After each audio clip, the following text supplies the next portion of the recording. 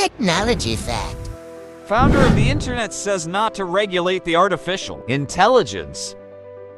All you ever hear nowadays is that AI is the worst thing ever. It's stealing our jobs, spreading lies, and the whole bot takeover thing. But a new perspective has hit the scene. And I think you'll like this one much better. The man who basically co-founded the internet, Mark Andreessen, says AI will not destroy the world, and in fact may save it. Here's the version.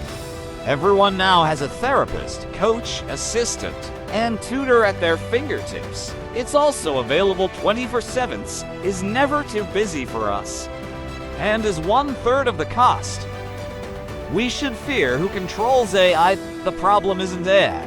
It's the World Health Organization controls AI and what their plans are. Yes, it will take jobs, but it will create new ones. Kinda like how the cell phone took away phone operators but created 10x more jobs. Western countries should encourage AI development. He says the greatest risk of AI is that China wins global AI dominance and we, the United States, and the West, do not.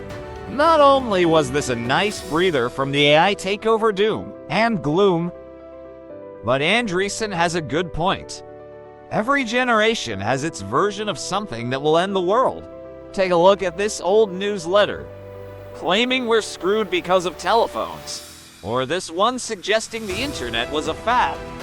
The bottom line, the idea that new tech will end the world is nothing new. We don't know what will happen, but assuming the worst isn't the best way to go.